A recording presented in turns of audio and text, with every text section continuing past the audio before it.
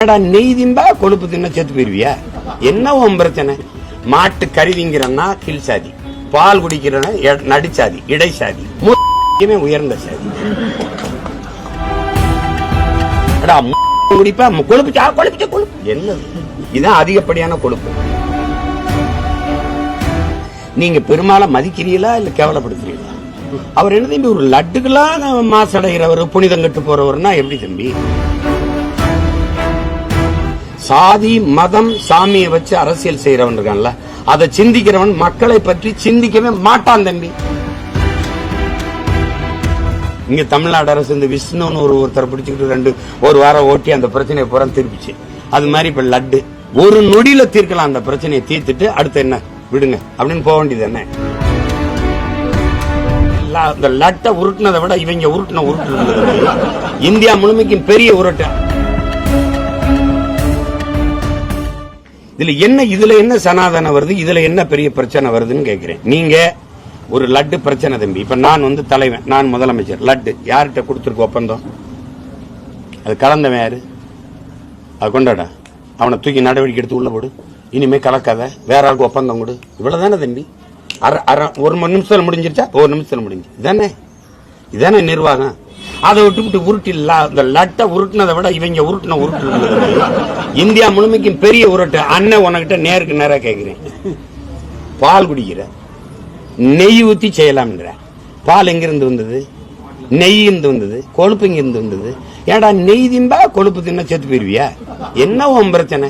இவங்க ஒரு கோட்பாடு வச்சிருக்காங்க தம்பி. இங்க பாரு, நல்ல கவனி. மாட்டு கறி திங்கிறன்னா கீழ் சாதி, பால் குடிக்கிறனா நடிச்சாதி, இடைசாதி, உயர்ந்த சாதி.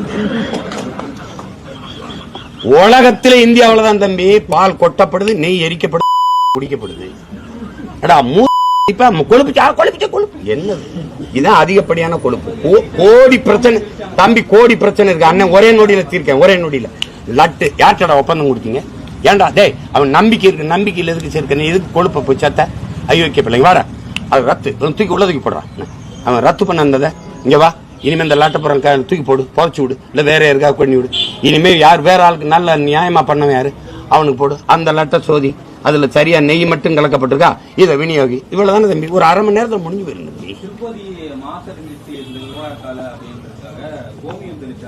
நீங்க பெருமாளை மதிக்கிறீங்களா இல்ல கேவலப்படுத்துறீங்களா? அவர் என்ன தம்பி ஒரு லட்டுக்கெல்லாம் மாசடைகிறவர், புனிதம் கட்டு போறவர்னா எப்படி தம்பி? என்ன நீங்க சொல்றீங்க? உங்களுக்கு அரசியலுக்கு இதெல்லாமா ஒரு இது தம்பி. நீங்க கோயிலை விட்டு வெளியில வாங்க தம்பி. உலகத்தில் நீங்க ஒண்ணு கத்துக்கிறது தம்பி.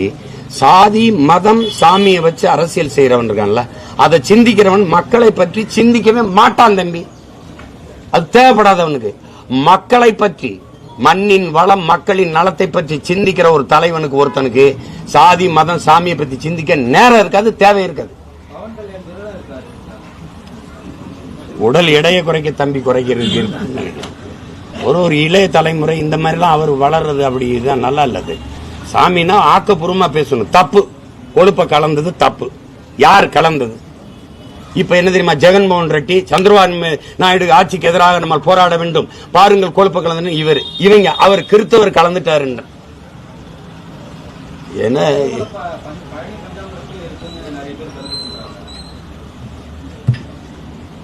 தெரியல, அது என்னன்னு புரியல. அது எதுல கலப்படம் இல்ல.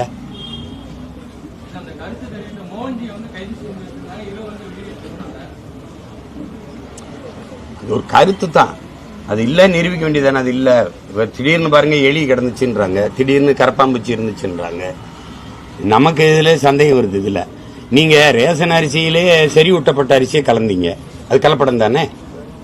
நீங்க கொண்டாந்து எங்களுக்கு பொங்கல் கொடுத்த வெள்ளத்துல பூச்சி இருந்துச்சு, அரட்டல பள்ளியெல்லாம் செத்து கிடந்துச்சு, உருகி ஓடிச்சு. நீங்க எப்படி பார்த்தாலும் உருகித்தானே பொங்க வைப்பிய.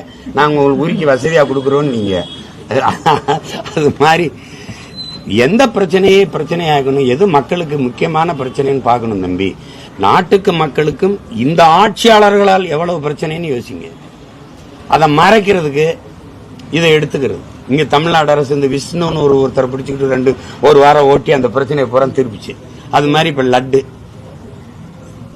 ஒரு நொடியில தீர்க்கலாம் அந்த பிரச்சனையை, தீர்த்துட்டு அடுத்து என்ன விடுங்க அப்படின்னு போக வேண்டியது என்ன. அது அவ்வளவு பெரிய தம்பி கார்த்திகிட்ட அந்த நெறியாளர் கேட்டிருக்க கூடாது. அவர் எவ்வளவு நாகரிகமா பதில் சொல்றாரு. அது சென்சிட்டிவ் இஷ்யூ, அது உணர்வுபூர்வமான சிக்கல், அதை தவிருங்கன்னு சொல்லும் போது அந்த அம்மா மறுபடியும் விட்டுருக்கணும். திருப்பி லட்டு வேணாமான்னு அவர் வேணான்றார். அவ்வளவுதான். அவர் ஒண்ணு யாரையும் காயப்படுத்தணும். நீங்க பேச்ச கேளுங்க, யாரையா காயப்படுத்துற மாதிரி இருக்குதான்னு பாருங்க. அதுக்கு போய் கோவப்படுறது அர்த்தம். இந்த தம்பி மேலேயும் தப்பு இல்ல. பவன் அது இதுக்கெல்லாம் கோவப்பட வேண்டியது இல்லை.